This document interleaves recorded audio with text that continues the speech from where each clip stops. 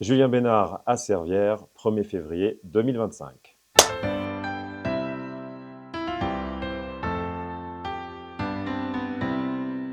Julien, bonjour. Salut. Alors on est à Servières ici, comme tu viens de le dire, dans une maison un peu particulière, on en parlera tout à l'heure. Et sinon, pour les gens qui nous regardent de très loin, Servières, c'est le pied du col d'Izoard. Pour un nouveau portrait de la série Portrait montagnard, donc une playlist de la chaîne Lao TV. Traditionnellement, dans cette série de vidéos, on répond à la question que le portraitisé précédent a posée à l'intention du suivant sans savoir qui il était.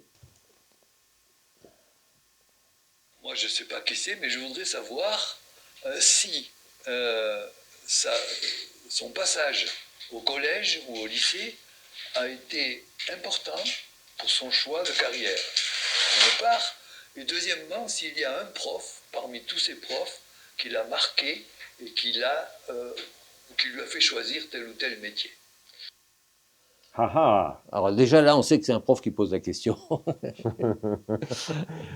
Alors, qu'est-ce que tu peux répondre à Alain? Alors, la période du collège et du lycée, c'est des super souvenirs. C'est des super souvenirs à tout point de vue. Les copains, les copines, les profs, effectivement, les découvertes, les voyages scolaires. Il y a plein de trucs super chouettes qui sont passés.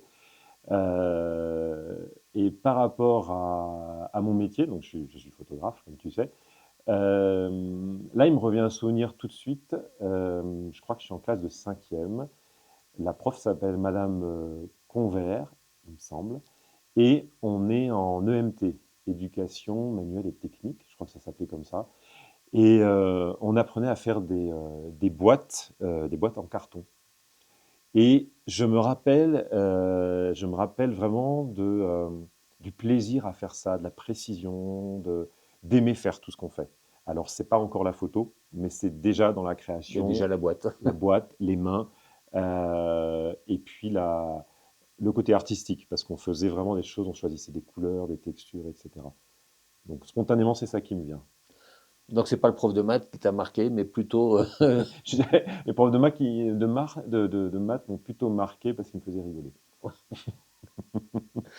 Alors, justement, on dit on est à Servières, mais ta vie a commencé bien plus loin que Servières, plutôt citadin d'origine. Ouais. Alors, je suis né à Paris. J'ai grandi dans une petite ville des Hauts-de-Seine. Je suis retourné à Paris après pour faire mes études, qui étaient des études qu'on appelle de commerce. J'ai ensuite travaillé dans des grandes entreprises et j'ai eu une grande crise existentielle à 32 ans. Et là, elle m'a amené petit à petit à devenir photographe, d'abord à Paris, et puis et ensuite ici à Servières depuis bientôt 5 ans. Euh, La crise existentielle, tu faisais quoi exactement comme boulot? Du commerce pur Pas ou du tout. pas du tout? Non, parce que les écoles de commerce n'ont rien à voir avec le commerce, en fait. Voilà, c'est bon à savoir. C'est des écoles pour apprendre à diriger les autres, en fait, et à comprendre comment fonctionnent les organisations, les entreprises. Non, je faisais à l'époque de la communication chez Renault. Donc, je faisais bosser les photographes à Voilà. l'époque. Et tu t'es Et dit, c'est quand même plus sympa leur boulot que le mien. ben, j'aimais bien faire ça. J'aimais bien. D'ailleurs, j'avais choisi la communication pour faire des choses concrètes avec des gens qui font des choses concrètes, que ce soit de la photo, des traiteurs pour la nourriture, de la vidéo, le montage de projets en quelques semaines. Il y avait du concret. Et ça me plaisait. Et après, c'est vrai que je garde des souvenirs d'avoir fait travailler les créatifs. Ça me plaisait, ouais. Même pour faire une affiche, des photos pour une affiche pour des biscottes chez Eudebert. Ben, j'avais bien aimé le moment où je travaillais avec le photographe. Je me rappelle aussi, c'est l'époque où j'avais découvert une imprimerie grâce à eux, en fait, pour que je comprenne mon métier. Je faisais du marketing à l'époque et ça m'avait vraiment plu, en fait. C'était hyper concret et puis il y avait la magie de voir passer la quadrichromie, tout ça. L'image Euh, qui se fabrique. c'est ça. Donc ça me plaisait bien plus que de faire des tableaux Excel et d'assister à des réunions stratégiques, quel que soit le sujet. Voilà. Et donc, la crise existentielle, elle est pas forcément liée au travail que je faisais, parce que moi, quoi que je fasse, ce qui va compter principalement, Ça va être les gens avec qui je le fais. L'énergie qui se passe, le plaisir d'être ensemble, le fait de rire, le fait de réussir des choses ensemble aussi, de monter des choses ensemble, de monter des choses qui n'étaient pas prévues. Donc c'est un peu le cas de tout ce qui s'est passé d'ailleurs dans cette maison. Et donc c'est plus que je pense que globalement j'étais un peu à côté de ma vie. Je ne savais pas me projeter dans des projets vraiment en fait au niveau perso et que ça m'a rattrapé en fait. Et là, la photo a été cette occasion. Et comment tu as appréhendé la photo alors à ce moment-là? Alors la photo, elle était déjà là avant. D'ailleurs, surtout à Servières, quand j'étais enfant, mais ensuite adolescent, j'empruntais le matériel de mon père et de ma mère, et j'ai fait beaucoup de photos seul dans la montagne quand j'étais ado ici. J'ai essayé un peu de portrait aussi, avec un peu de labo noir et blanc, dans la salle de bain familiale, je me rappelle de ça. Sauf qu'à l'époque, c'était une activité de distraction, on va dire. Mmh. Par contre, quand j'ai fait ce grand changement de vie, en fait, il a été vraiment accéléré par un stage de photo avec un vrai photographe. C'était au Festival d'Arles, le grand festival de photos d'auteurs dans le monde, hein, en France en tout cas, mais dans le monde. Et en fait, j'avais fait un stage avec Sébastien Calvet, qui est photojournaliste, qui a priori n'était pas une branche de la photo qui m'intéressait particulièrement, mais j'avais vu une photo qu'il avait faite sur la politique en région PACA l'année d'avant, au festival. Il me dit, mais on peut dire des choses intéressantes avec les images. Et en fait, ça a commencé comme ça. Je ne savais pas que ça allait venir. Et après, ça s'est accéléré. Premier stage, je me suis dit, mais j'adore ce qu'on fait toute la journée. Et ensuite, j'ai fait d'autres stages avec d'autres photographes. Je me suis fait des amis un peu partout. Et en même temps, je basculais au niveau intérieur. Et la photo a pris une place extrêmement importante. Enfin, l'appareil photo a pris une place extrêmement importante parce que j'étais à la fois exalté et vraiment pas bien, en fait. Et donc, l'appareil photo était mon compagnon à ce moment-là. C'est-à-dire les moments où je m'ennuyais, où je tournais en rond, où j'étais indécis, je prenais mon appareil photo, je me bottais le derrière pour aller faire des images où que je sois. Et en fait, cette période-là, l'appareil photo était vraiment un vecteur pour reprendre prise avec la réalité complètement. Et j'ai fait des milliers d'autoportraits à l'époque, par exemple, que j'ai jamais montré. On Pareil, aura hein. peut-être la chance. Ah, on verra. Ouais, parce que donc la photo, il y a les 2 aspects, il y a la prise de photo et puis il y a le traitement et puis la présentation. Heu, Au départ, tu étais plus attiré sur, donc la prise de vue. Ben, au départ, non, je pense qu'au départ, je suis comme tout le monde. Je vois quelque chose qui est beau et j'ai C'est envie d'en envie avoir un souvenir.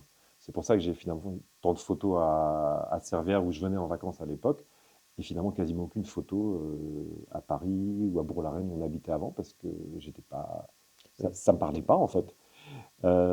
Après, quand je commence à me rendre compte qu'on peut dire des choses avec les images, là, je fais des stages et je suis entouré de gens qui sont vraiment dans la photo d'auteur, c'est-à-dire la photo artistique, la photo où on s'intéresse au sens de ce qu'on est en train de faire, au sens de ce qu'on ressent quand on fait les images, et et à créer à partir d'une série, puisqu'on parle de série avec plusieurs images qu'on assemble, à créer des mondes qui sont vraiment ce qu'on ressent. Donc c'est vraiment une période où je fréquente, j'ai ce rapport-là à la photo, c'est-à-dire essayer que ce que je fais, ce que je vais garder de ce que je fais, soit fidèle à ce que j'ai ressenti. Donc ça va bien au-delà de voir quelque chose qui est beau ou intéressant, c'est vraiment recréer un monde un peu émotionnel à travers les séries qui par ailleurs étaient très différentes. J'ai fait des styles très différents, des sujets entre guillemets très différents, mais c'était ça. C'est-à-dire qu'à la fin, je me dis ça c'est moi. J'y suis là, ça c'est bien, je suis bien dedans. Ce qui fait que tu as rejoint une agence qui s'appelle Hans Lucas, plutôt qu'une agence, classique d'illustration. Ben, Hans Lucas, c'était une période où ça faisait quelques années que j'avais donc commencé à faire ces stages dont je parlais, et puis on me disait, ben voilà, maintenant si tu veux aller plus loin, sachant qu'à l'époque, j'avais l'impression d'avoir plus que ça dans les mains, donc je lui dis, bah, avance tant que ça te plaît, et puis il n'y a rien d'autre à côté, donc continue. Donc c'était pas non plus un choix, hein, un engagement complet. Donc en tout cas, c'est arrivé à un moment où du coup j'étais dans la période où il fallait un peu se faire connaître.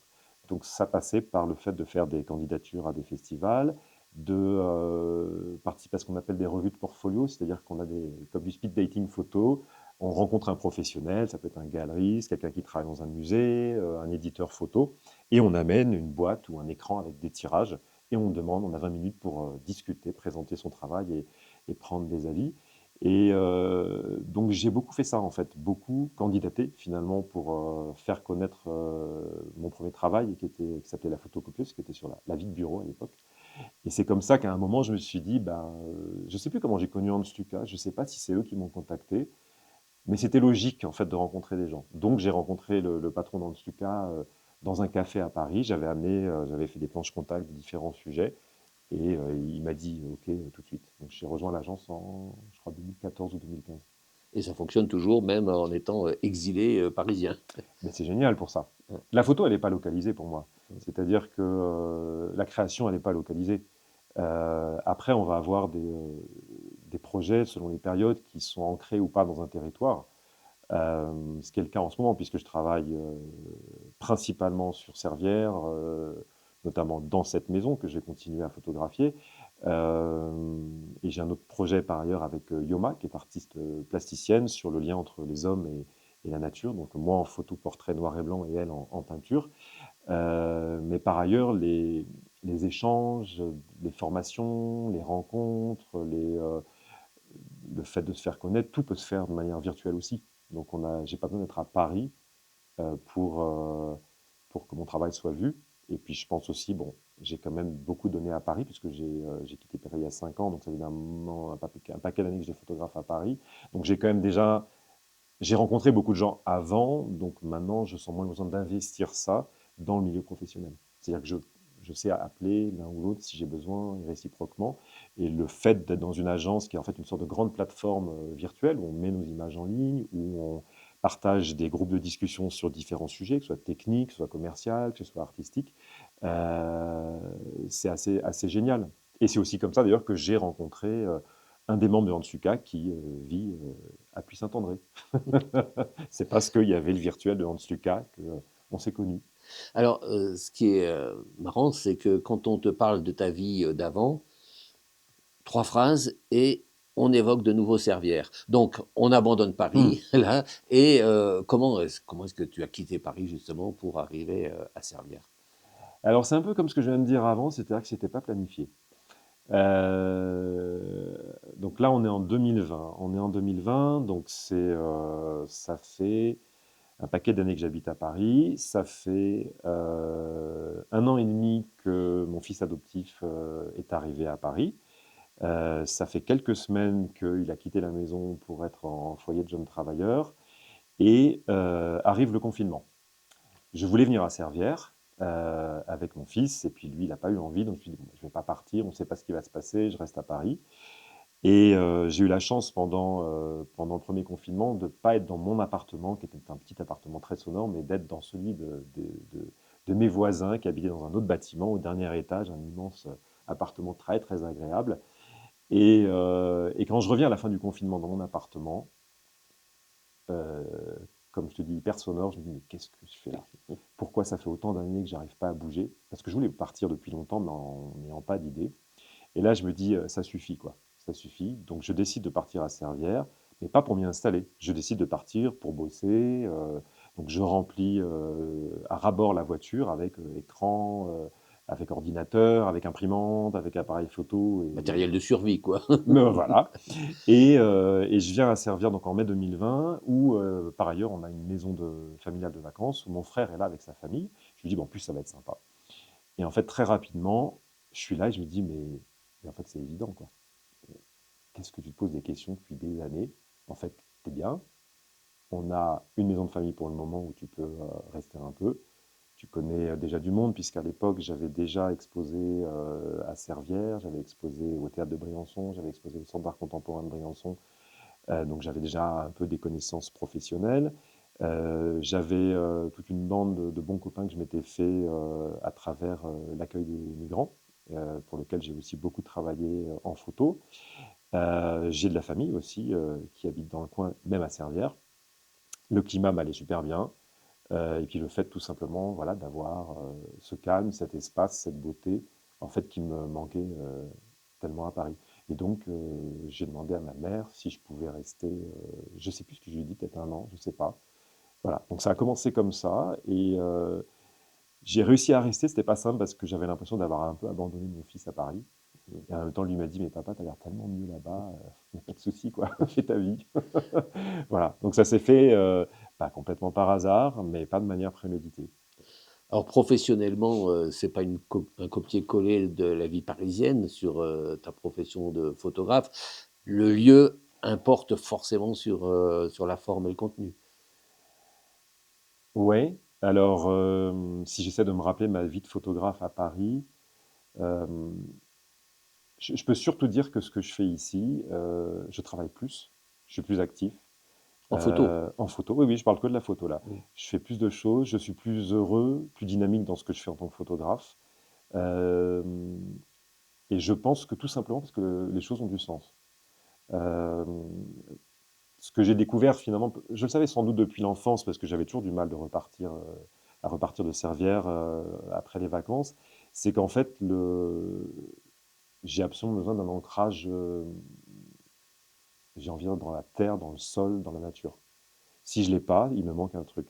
Et donc, j'avais pas ça à Paris, hein. Mm. À Paris, on n'a pas ça. Il fallait que je prenne mon vélo pour aller pour sortir de la ville, pour trouver un bois, le bois de Vincennes en l'occurrence, et être un peu dehors.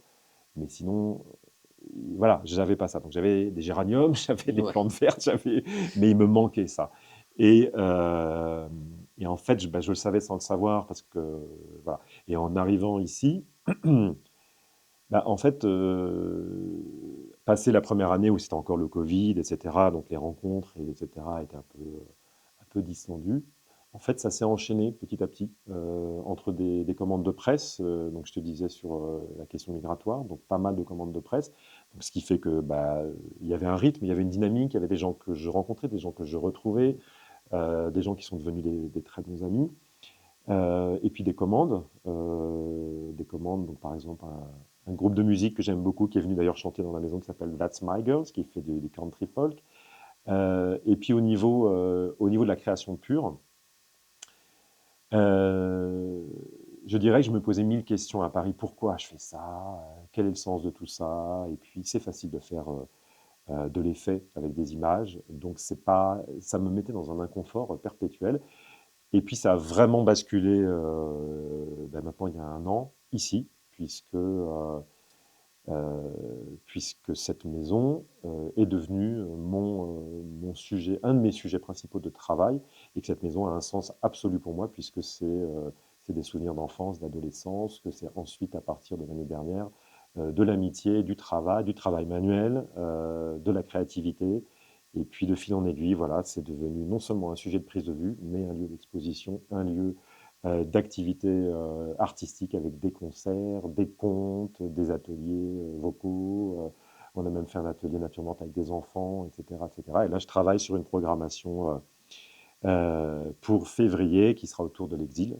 Et il y a déjà encore un autre concert qui est prévu en avril avec une harpiste que j'ai rencontrée au Festival de Jazz. Enfin, les choses s'enchaînent une fois, je crois, hein, tout le monde le dit, mais une fois qu'on le vit, on le comprend. Les choses s'enchaînent quand on est dans le bon environnement. Et tout ça me rappelle, dans ma vie parisienne, une graphologue que j'avais rencontrée il y a très très longtemps, où je ne savais pas où aller, et où je lui disais, mais est-ce que vous croyez que j'allais voir un psy? Elle m'avait répondu, je ne sais pas, mais vous n'étiez pas dans le bon contexte. Et ça, je le redis souvent à des gens qui sont un peu à côté de la plaque, c'est que tout n'est pas dans la tête, dans la volonté. Les éléments qui nous entourent, c'est-à-dire le métier, le logement, les gens qu'on fréquente, les activités qu'on peut faire, en fait, influent énormément sur notre joie de vivre. Et que ça, on ne peut pas le changer si on ne change pas de contexte, en fait. Et ça, je l'ai vraiment appris ici. Je l'ai découvert en faisant, tout simplement. Alors, on parle justement de cette maison depuis un moment en l'évoquant. Le, le Ouais, feu qui commence réchauffons-nous. à chauffer, Tu notes qu'on voilà. fait plus de bruit, hein? Quasiment plus de bruit, là. Ouais. Alors, cette maison est très particulière. Mm. À Servières, on a quelques maisons de ce style. Je crois qu'il en est resté une trentaine après le fameux incendie du 4 septembre 1944, Ouais. puisque l'architecture, grosso modo, de Servières aujourd'hui, c'est quand même des maisons qui datent de la reconstruction ou d'un peu plus tard, mais il y a ces maisons-là qui sont préservées. Mm. Et tu as la chance donc de participer, de mettre en valeur j'allais dire ce salon, mais on n'est pas vraiment dans un salon. On est où? À l'origine, c'était quoi comme pièce? C'est devenu mon salon, en vrai. En Voilà. vrai. Alors, cette maison qu'on a renommée avec son propriétaire la maison de Françoise et Mamé, du nom des derniers paysans qui ont habité ici, des derniers propriétaires, est effectivement une très très ancienne maison puisque la pierre qui est dans la rue indique une date de 1668. Donc là, on se trouve, on fait cette discussion dans l'étable, qui était aussi la pièce à vivre, qui était fait à peu près 60 mètres carrés, et dans laquelle tout le monde vivait. En hiver, hein, c'est l'habitat d'hiver. Et donc, on avait ici les humains, mais aussi tous les animaux. Donc, Françoise et Mamé, que j'ai connus donc, enfants et adolescents, vivaient ici, dans cette étable, avec leurs bêtes. Ils avaient le lit qui était contre le pilier central. Et tout autour, on avait là-bas Fifi la mule, il y avait les vaches, il y avait les chèvres, il y avait les moutons, il y avait les chats, il y avait les chiens, les poules. Cette maison est restée endormie pendant une dizaine d'années après le décès de Françoise, qui est décédée en 2012. Et en 2023, le maraîcher de Servières, que je vais citer, Robin Brunet, qui est un très cher ami, a racheté la maison pour des projets notamment de transformation alimentaire. Et quand il l'a racheté, j'étais ravi pour lui parce que c'est un très bon copain et que c'est un beau projet. Et j'étais égoïstement très content de me dire, je vais pas revenir ici. Voilà. Donc, quand je suis revenu avec lui en 2023, et ben, tout était intact en fait. La maison était remplie de tout ce qu'il y avait avant. Il y avait encore les pelures d'oignons par terre, il y avait encore les cacas des poules sur les tables et des choses comme ça. Et, euh, et pour moi, c'était quelque chose d'extrêmement agréable, quelque chose de très doux en fait. C'est comme si Françoise et Mamé allaient sortir de la porte qui est là et qu'on allait de nouveau se raconter des blagues, qu'elle allait de nouveau nous faire une petite friture de pommes de terre, carottes, oignons, que Mamé allait m'apprendre à faire les paniers d'osier, etc. Et donc un sentiment de revenir chez soi, je ne sais pas comment le dire autrement. Et, euh, et donc ça a commencé comme ça, les retrouvailles avec la maison. À l'époque, il n'y a pas de projet hein, pour moi, à part le plaisir d'être là. Je demande juste au propriétaire si je peux faire vite des images un peu partout avant qu'il fasse des travaux. Et puis après passe l'été où on n'est pas là parce que lui donc est maraîcher, donc il travaille dehors. Et puis l'hiver 2023-2024, il va commencer les travaux. Donc il s'agit d'abord de vider, de décaisser le sol qui était à peu près 50 cm plus haut, d'enlever les râteliers, les mangeoires, etc., tout ce qui était abîmé et pas récupérable. Et à mesure que ce travail progresse, où je vais essayer de l'aider dès que je peux, euh, je découvre cette salle autrement, puisqu'on la vide, puisque le sol baisse, donc le plafond monte, et je découvre l'ampleur Un espace de magnifique, cet quoi. espace qui est magnifique. Même s'il est très abîmé à l'époque, il est magnifique. Et Robin me certifie qu'à un moment, c'est lui qui m'a proposé de faire un jour une expo. Moi, je ne sais pas si je l'avais déjà en tête parce qu'il n'y avait pas d'électricité. Les murs, il y avait deux murs qui étaient effondrés. Il y en avait un derrière moi qui était un gros ventre qui me menaçait de tomber. Euh, C'était pas pensable à l'époque. Il faisait très très sombre à l'intérieur.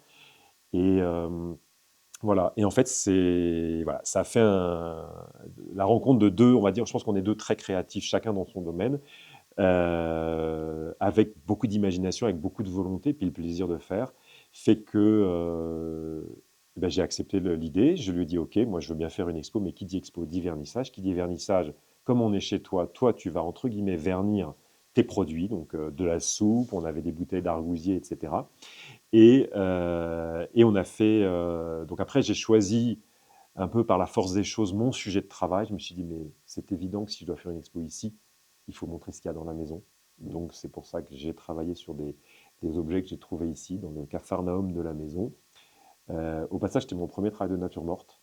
Donc Ouais. c'était aussi un beau défi pour moi, d'autant plus que j'avais que 3 semaines pour le faire, en février, avec non pas ce grand poêle, mais un petit grenoblois qui chauffait à peine.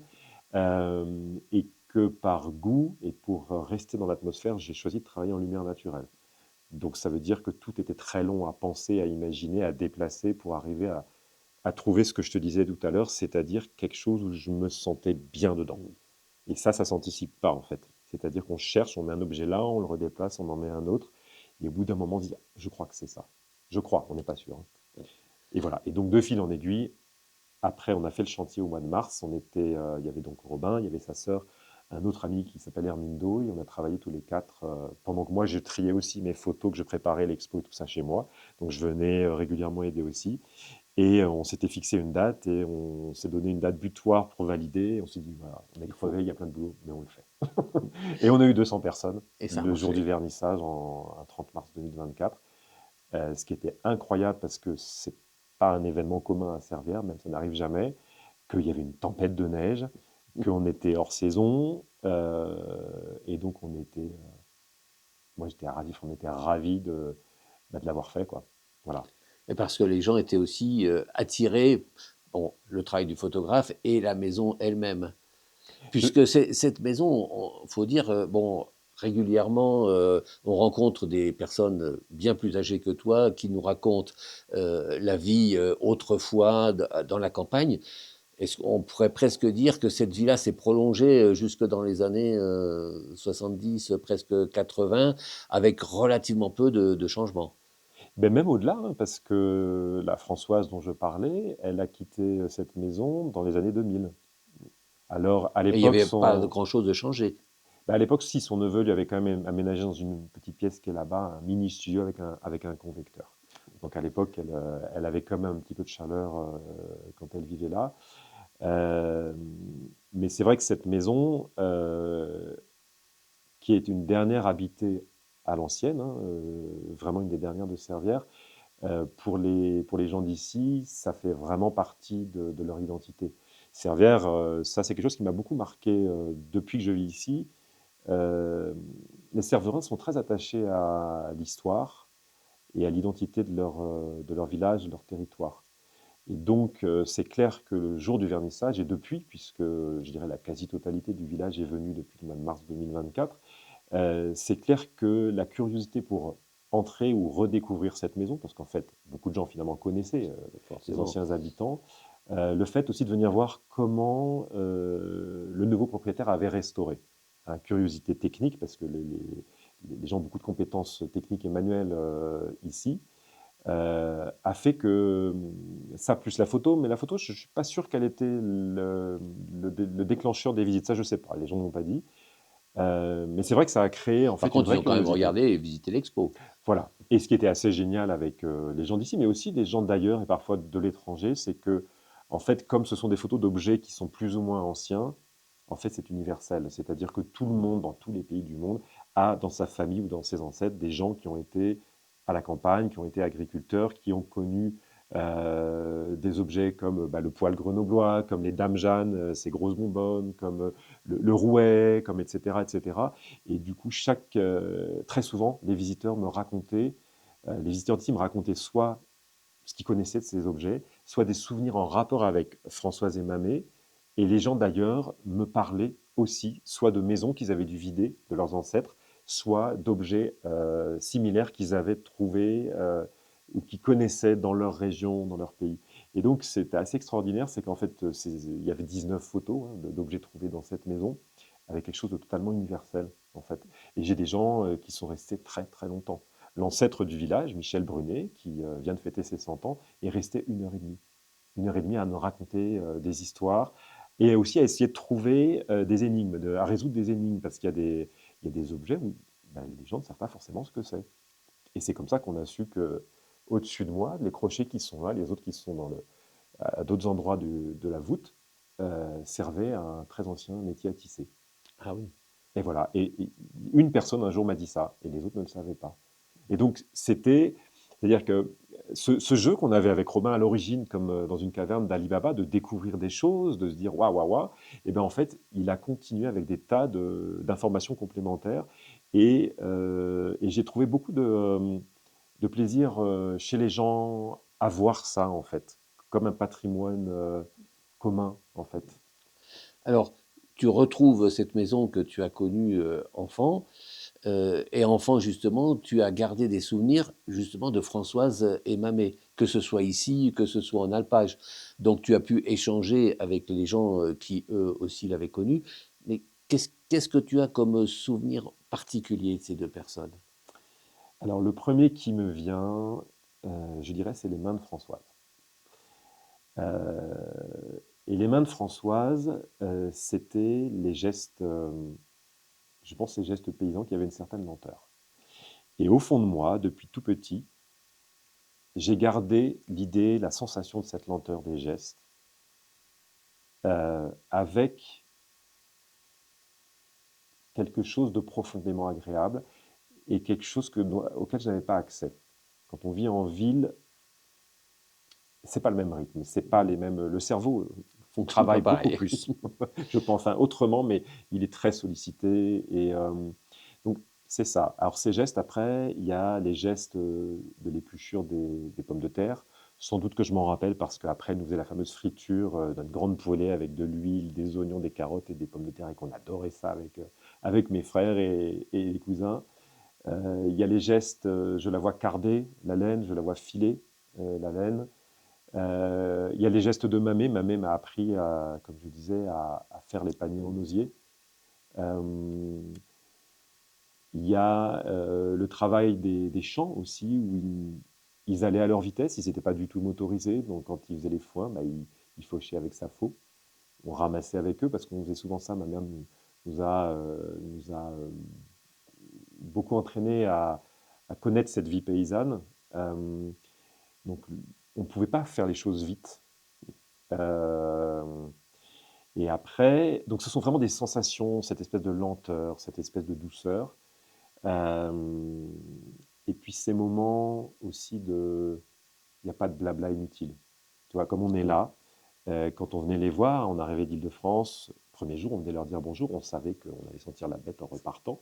Quand on montait à l'Alpe du Pied, où ils avaient leur chalet d'été, euh, systématiquement, on vient s'asseoir autour de la table et le temps va pas vite. C'est ça le souvenir que j'ai, c'est que ils sont dans un rythme qui est immuable, et donc la préparation du carreau. Carreau, c'était une sorte de chicorée. Euh, Parfois, elle allait chercher un fromage derrière ou des choses comme ça. Tout se fait avec une certaine lenteur. Et après, c'est les échanges et beaucoup de rire, beaucoup, beaucoup de rire. Euh, Ils étaient aussi espiègles que des enfants, les deux. Et donc, ils nous charriaient beaucoup. Ils aimaient bien rigoler de tas de situations, raconter des anecdotes. Euh, donc j'ai souvenir de beaucoup rigoler avec eux, de cette espèce de tendresse malicieuse. On rudoie un peu les gens, hein, ça je pense que c'est peut-être un peu paysan, mais c'était toujours tendre, c'était toujours... voilà, et Ils étaient curieux aussi de la vie très, parisienne. la vie des gens, Oui. les gens étaient très curieux. D'ailleurs, parenthèse, quand on a débarrassé donc, tout ce rez-de-chaussée, puisqu'il fallait faire de la place pour le chantier, donc je faisais des photos et ensuite on débarrassait en gros. Enfin, je débarrassais ce que je photographiais. On est tombé sur plusieurs endroits où il y avait des courriers. Et c'était l'époque où il y avait que le courrier ou le téléphone. Euh, et c'était incroyable le nombre d'échanges épistolaires de Françoise, avec un nombre incroyable de gens. C'est quelqu'un qui était très ouvert. Ça, je m'en rappelle vraiment bien, parce que dès qu'on arrivait avec des amis, elle posait plein de questions. Et elle voyait beaucoup de monde, notamment à l'Alpe, puisqu'elle est sur un chemin de randonnée, on va dire d'une certaine manière. C'est quelqu'un, ils étaient souvent en train de travailler dehors. Elle faisait des fromages, elle les donnait ou elle les vendait. Et c'est vrai que ces lettres, des lettres même du bout du monde, Ou des gens qui étaient et passés et qui qui étaient avaient juste gardé le passées. contact. Voilà. J'ai aussi, pour la petite sœur, retrouvé des lettres de ma mère et de ma grand-mère, que je n'ai pas ouvertes, bien sûr. Euh, mais c'était ça, c'est-à-dire ils étaient savants à leur manière par une curiosité de l'autre. C'était vraiment ça, la curiosité de l'autre, de comprendre l'autre. C'était pas forcément des grands débats de société ou politique, c'était l'autre, quel qu'il soit en fait. Et on se sentait très accueillis du coup par cette simplicité de, voilà, on était d'égal à égal. Et c'est quelque chose que je n'ai pas connu ailleurs étant enfant, je pense. Je l'ai retrouvé, mais on est au même endroit, avec les prêtres qui étaient ici, puisque c'était des personnages importants, des personnages affectueux aussi, et il y avait les fameuses messes dans les chapelles d'alpage qu'il y a encore hein, à Servières l'été, et j'ai des souvenirs, cette bienveillance un peu moqueuse, mais sans... on a le temps de regarder l'autre et de lui parler, y compris l'enfant. Et ça, c'est quelque chose en fait de... bah, c'est délicieux en fait. Et, euh, et ça demande d'avoir d'avoir de la place, d'avoir du temps quand même, et de ne pas être parasité par des milliards de choses à faire, ou de ne pas être en résistance à trop de monde, trop de vitesse, trop de trafic, trop tout ce qu'on veut. Et c'est pour ça que je pense que, euh, je dirais, comme le disent beaucoup de Cerverin, et c'est vrai pour moi, on est bien ici.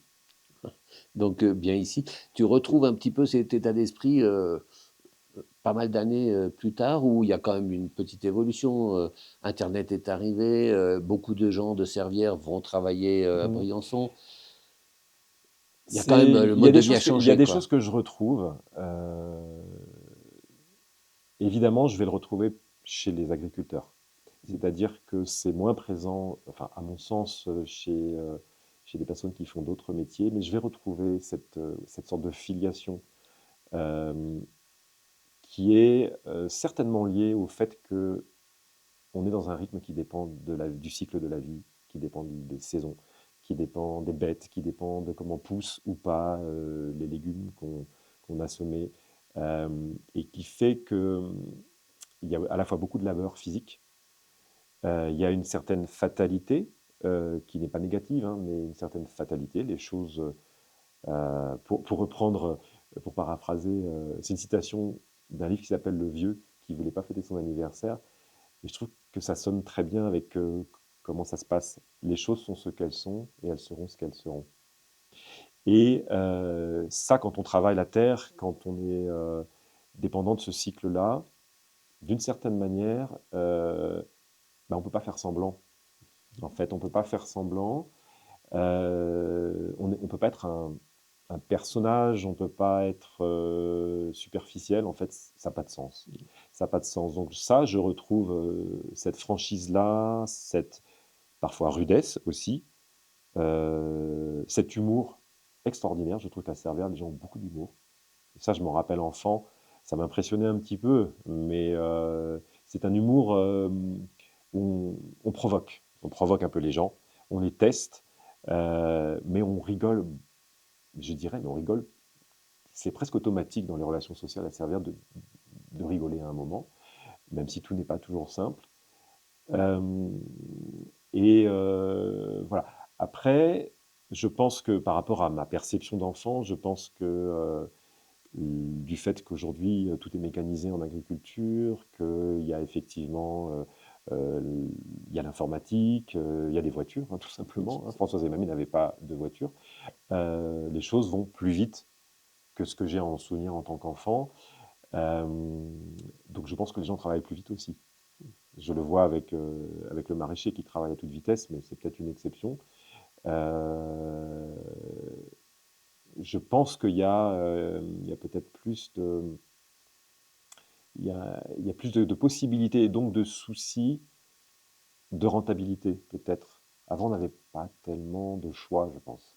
Oui, le terme de rentabilité n'a jamais été prononcé, par exemple, par Françoise Emmanuel, à ta C'est connaissance. des façons de parler. Alors peut-être parce qu'on était jeunes, j'ai jamais entendu cette façon de parler en fait. C'est-à-dire que leur vie c'était un tout. C'était un tout.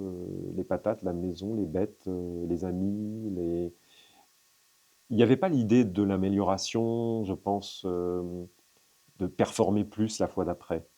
Je pense que bien sûr que si, ils essayaient de faire mieux, mais c'était pas omniprésent comme c'est quand même très très présent dans la culture contemporaine, Tout à quel que fait. soit le métier, le style de vie qu'on a.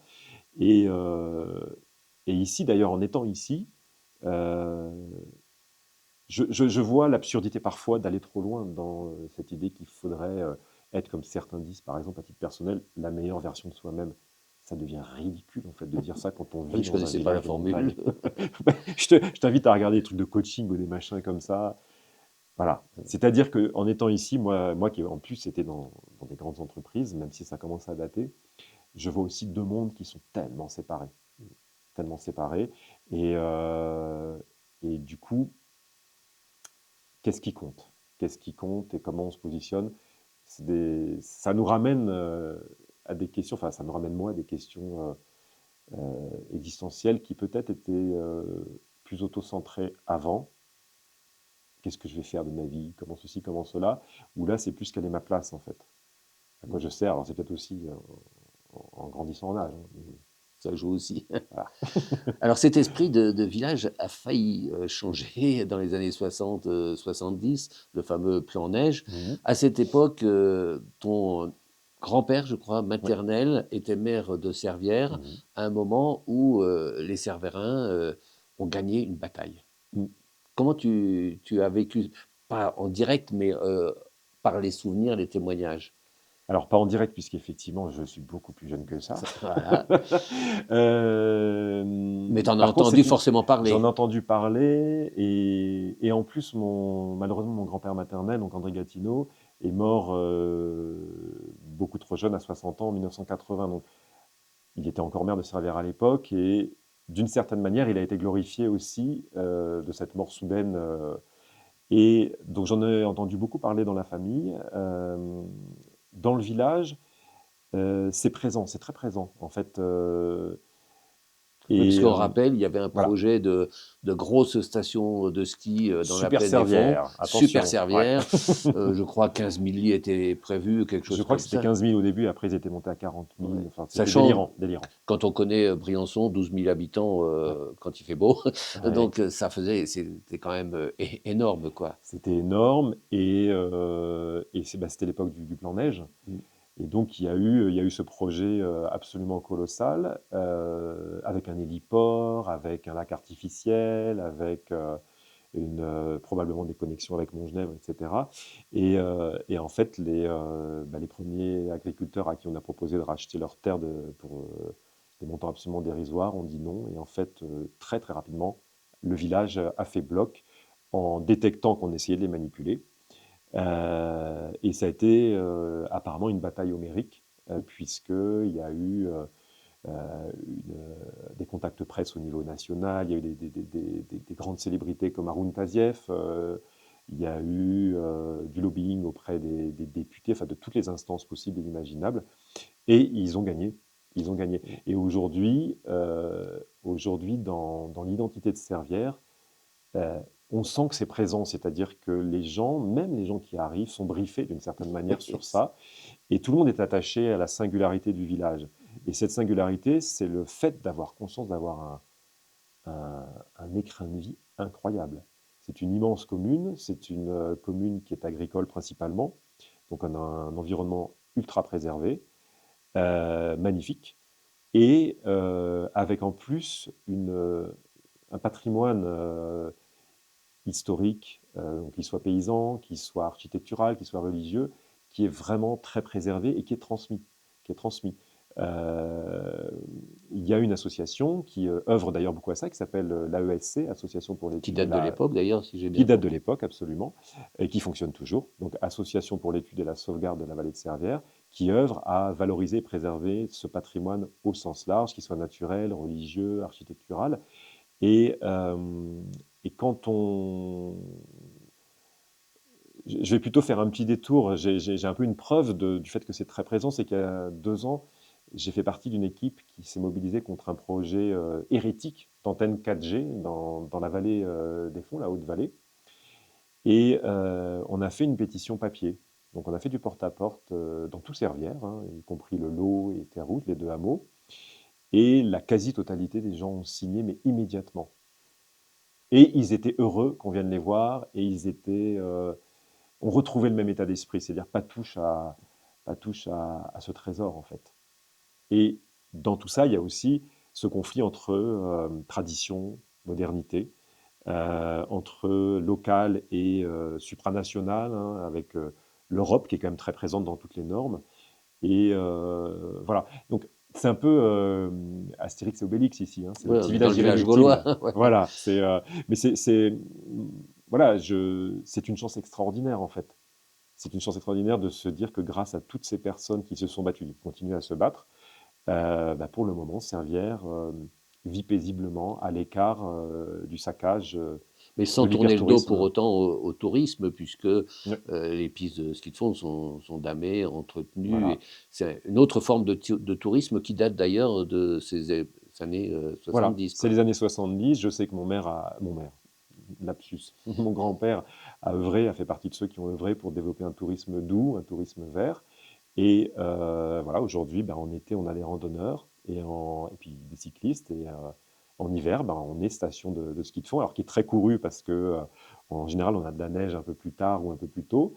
Euh, mais voilà, l'idée, et puis on espère que les gens qui viennent en vacances réalisent qu'ils sont dans un environnement qui est préservé, qui est différent de ce qu'ils trouvent en station, clairement. Hein. Il y a pas d'immeuble, il n'y a pas de pizzeria, il y a pas tout ça, il n'y a pas de bruit. Et on espère que ça va durer comme ça. On espère que ça va durer comme ça. Et voilà. Je- Moi, je me sens très chanceux du coup de pouvoir vivre dans un environnement avec une certaine sobriété, en fait. Beauté et sobriété. Alors, avant de conclure, ben, je voudrais que tu me répondes à une question que je ne t'ai pas posée et que tu aurais aimé que je te pose. C'est vrai que ça fait un moment qu'on discute, mais est-ce qu'il n'y a pas quelque chose dans la tête qui... Hmm. C'est la question la plus difficile, hein. C'est la question la plus difficile parce que je ne l'ai pas du tout préparée. Est-ce que tu avais préparé le reste? Pas du tout non plus. Euh, Peut-être, puisque je suis photographe, à quoi on sert, nous, les artistes? Voilà. Parce que c'est une question euh, qui bien évidemment m'a beaucoup travaillé, puisque je suis devenu photographe après une première vie professionnelle, et que une vie où finalement c'était une partie de mon cerveau très organisée, très carrée, qui fonctionnait principalement, euh, où maintenant il y a l'autre partie qui fonctionne de manière, on va dire, de manière équilibrée. Et, euh, et parfois on peut se poser la question, mais voilà, tu as fait des images, tu fais une exposition, mais à quoi ça sert en fait? Et tu as des éléments de réponse? Oui, sinon j'aurais pas posé la question. Ben, les éléments de réponse, au-delà du fait qu'on le fait parce qu'on en a Envie. besoin, envie, qu'on éprouve de la joie, et que c'est souvent la création, c'est pas solitaire. Hein. Il y a Mhm. toujours des gens à un moment. Il y a toujours des gens avec qui on fait les choses. Dans cette maison, bah, il n'y aurait pas eu Robin Brunet, l'équipe autour de nous pour. Peut-être que j'aurais pas été porté par les autres pour avancer dans la création, mais après, on le sait une fois qu'on montre et que des gens voient. Et quand quelqu'un est touché par un travail, quand quelqu'un ressort d'une exposition en disant merci, ça m'a vraiment fait du bien, euh, quand, euh, quand on fait le portrait de quelqu'un et que cette personne est en larmes après en disant on m'a jamais regardé comme ça, euh, quand tout simplement euh, il y a des images qui font rire ou des images qui montrent une certaine beauté des choses aux gens. Quand, comme dans cette salle où j'ai vraiment travaillé pour créer un monde avec mes images, l'idée c'est pas juste de montrer ce que je savais faire, c'est que les gens rentrent dans autre chose, et le lieu s'y prête très bien. Quand les gens ont eu l'impression, comme dans un spectacle, d'avoir eu une parenthèse dans leur quotidien, que cette parenthèse euh, les imprègne et reste comme dans un coin de leur tête, comme on a tous des souvenirs de films, des souvenirs de concerts qui nous ont fait du bien à un moment, qui nous ont parlé profondément. Euh, et ben on sait qu'on a servi à quelque chose. Alors c'est pas monétisable, c'est pas, mais je crois fondamentalement dans le comportement en général, mais dans la création artistique, qu'on envoie quelque chose, on envoie des ondes, on espère que ça sera reçu, on espère que ça rebondira d'une manière ou d'une autre. Mais en tout cas, moi, ça m'anime vraiment. Et c'est pour ça aussi que j'ai hésité un petit peu, mais pas très longtemps, à me dire, quand Robin m'a dit tu peux utiliser cette salle pour faire autre chose si tu veux tout l'été, et ben, j'ai commencé à inviter des chanteurs, des conteurs, etc., en me disant, bénévolement, en me disant mais moi, j'ai la chance d'avoir ce salon, comme on disait tout à l'heure, à disposition. Si je peux créer des moments de joie, de grâce, d'évasion pour les gens qui seront là et pour les artistes, des moments de plaisir, ben c'est extraordinaire en fait. Et ma conviction, c'est que ça sert à quelque chose d'envoyer des bonnes ondes, d'envoyer ça, parce que parfois, la création, euh, c'est le seul moyen de répondre à des problèmes, à des angoisses, à des questions existentielles. On n'y arrive pas par le raisonnement, on n'y arrive pas par la discussion, mais la création va nous toucher. Et une chanson va nous toucher incroyablement. Euh, et c'est juste incroyablement... Enfin, pour moi, c'est une vraie chance que de temps en temps, je puisse contribuer à ça. Voilà. Alors, vraiment, maintenant, là, on conclut. Donc, tu vas te tourner vers la caméra qui est face à toi et poser une question à la prochaine personne qui aura la charge de répondre à mes questions, de partager sa vie, ses joies, ses peines peut-être. On ne sait pas si c'est un homme, une femme, on ne sait pas son métier. Qu'est-ce que tu auras envie de lui demander, lui dire? Alors, si je me permets de poser une question, du coup, qui est peut-être pas évidente, c'est dans la droite ligne de ce que je viens un petit peu de raconter. Est-ce que, est-ce que vous savez quelle est la meilleure place pour vous est-ce que vous êtes posé la question de votre place parmi dans la société? Julien, merci de ton accueil. Eh bien, merci à toi. Merci beaucoup de m'avoir proposé cette interview. À bientôt. Eh bien, à bientôt, puisque on a bien compris qu'il va se passer des choses ici. Ça recommence en février. Merci beaucoup.